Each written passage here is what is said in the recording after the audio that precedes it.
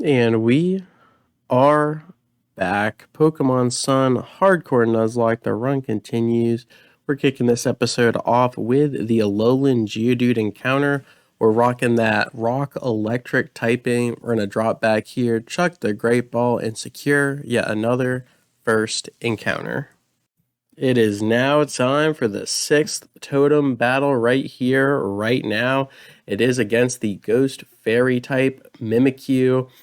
In our first attempt, we lost 5 out of 6 Pokemon and only the Toucan remained. This time we brought back Puku. We made sure not to have Counter or Bide on the table.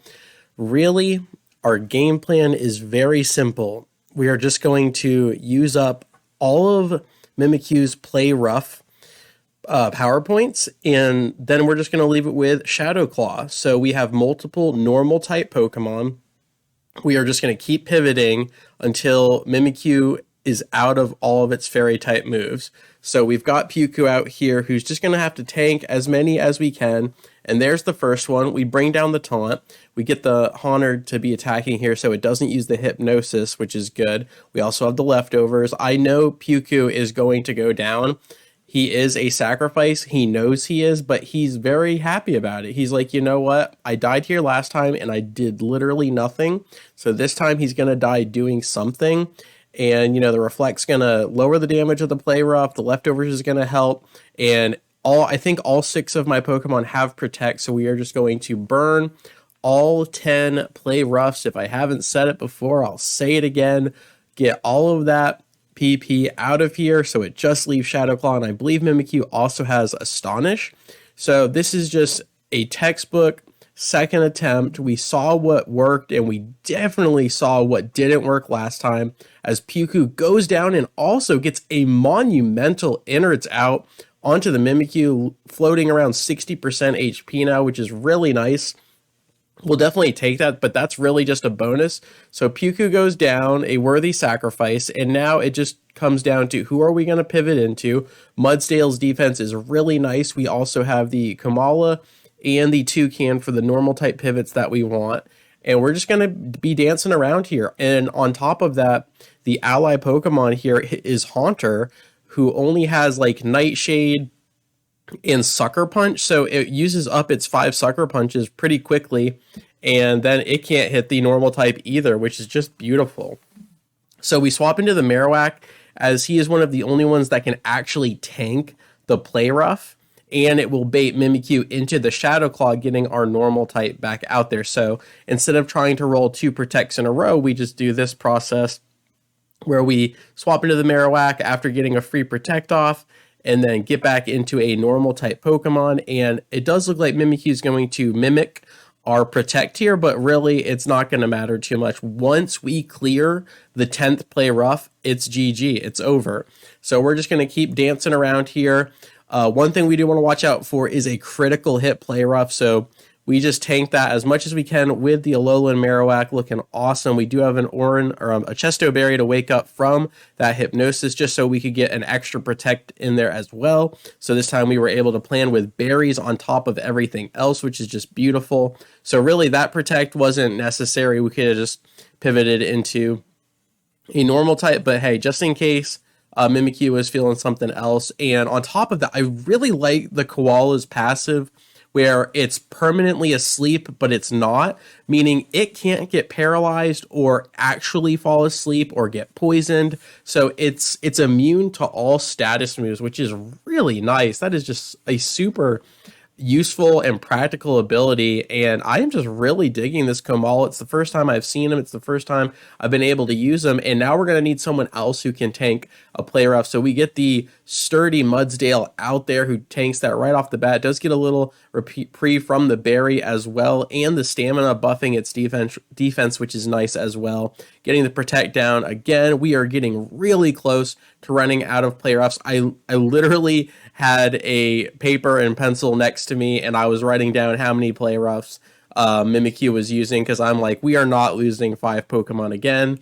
I want to get all the way to the Elite Four, and then honestly, I want to take it all the way to the Champion and actually win this one. So the commentary is not this crazy play-by-play this time. It really is just kind of a just walking us through what went down here and how I was going to say made it out alive, but PewQ did have to go down to pave the way for the team here. But as you can see, 10 play roughs gone, and that opens the door for our beloved Toucan to pop the disguise, and now the door is wide open for a monumental Beak Blast. As long as Mimikyu doesn't cheese the protect, it can't because it took our flame charge, no problem there. And a huge Beak Blast leaves Mimikyu at 1 HP.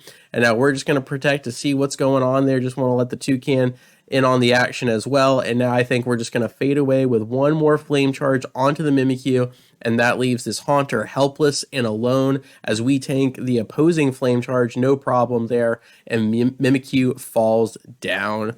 Beautiful stuff there. And this Haunter is just smiling, and without his ace, he's gone. He's just chilling as we're checking out the Mudsdale moveset and seeing if we want to get rid of the Rock Tomb for the heavy slam, and we absolutely do that. And now we go all in for a massive Beak Blast onto the final Pokemon here, and we do get hit by the Hypnosis. We are fast asleep, so Haunter delaying the inevitable here, but again, has no moves that can actually affect us because of the precaution and steps we took. And there is the fadeaway, and there is game. PewQ goes down, but everyone else lives, and we are going to make our way to the 7th and final totem. But we got a ton of really tough fights and rival battles and Team Skull nonsense in between then. So let's just be safe, let's play smart, and let's do it. All right, we head back into the abandoned store to catch our Mimikyu here. We're just going to chuck the quick ball and secure it. And this time, hopefully, we can just clutch against the Komomo, the final totem Pokemon. And let's just not be afraid. Let's go all in with the play rough. Let's see if we can play around the protect. But we got to keep the Mimikyu safe in between now and then. So let's just do that. All right, it's time to take on Guzma once again in this run. He's still working with the two Pokemon, the Golisopod and the Ariados.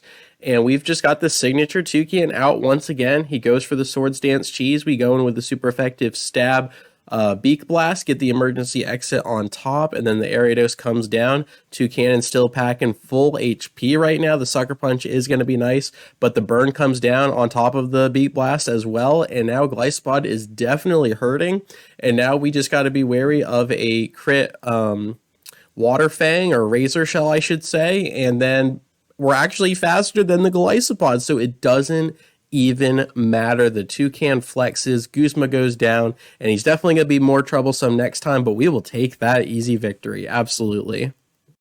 All right, last time we took on Gladion here, we used our chubby Graveler with the Rock Electric typing, and he actually did really good against Gladion's team, but there was definitely some good RNG on our side. We didn't get poisoned by the bat here, which was really nice. On top of that, we didn't get crit by type null, so we were definitely, skating by. So this time I wanted a better game plan moving forward, so we actually just set up for this Mudsdale here. The Koala gets the on off, we swap in, we have to eat a stab acrobatics for both Pokemon, but no problem. The stamina procs gets our defense up by 1. We have the leftovers. Golbat is still sleeping on the job, 2 Rock Tombs, and he is gone. And now it's just a Mudsdale with a +1 defense against 2 of Gladion's Pokemon that he has left. We have a 4 times double kick lined up, and all we have to do is eat a Metal Claw from the Sneasel, no problem. This horse is just popping off right now, and now the type null comes down. A monstrous Pokemon gets a critical hit on top of that right through the bonus defense. We see what the double kick can do, and that's about a third of its HP, which is good, but we want it all, so we're going for the high horsepower. Our defense falls, but the stamina brings it back. Type null holds on with about 15-20% HP, and a double kick will finish the job as long as we can survive one more Crush Claw, and we can. And the horse takes down Gladion almost single-handedly. You got to give some credit where it's due to the Koala Bear to set up that fight, though. Really good stuff, and let's just keep moving forward.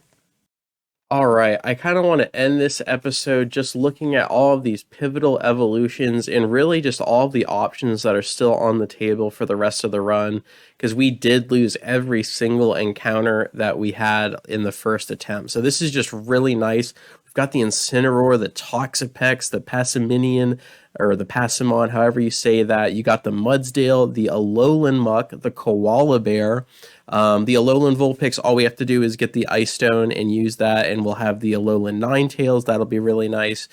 We don't have Trade Evolutions on, so Graveler's probably just going to stay there, but really good with the Eviolite. We managed to get the Triple Diglett special with the Dugtrio.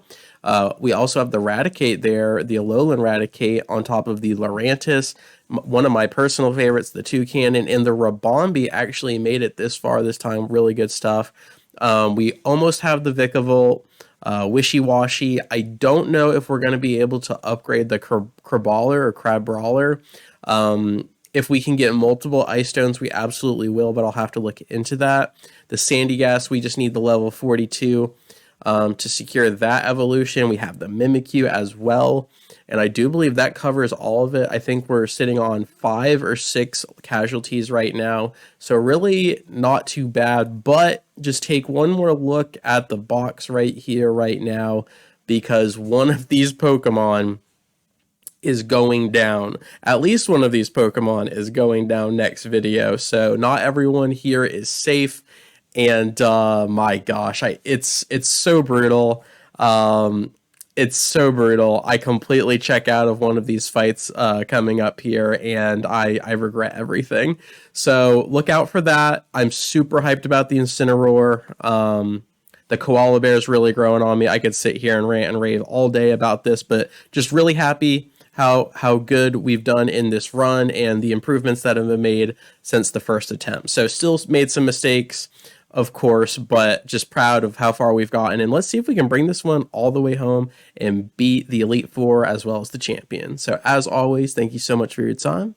I really do appreciate it. And I will catch you on the flip. Peace.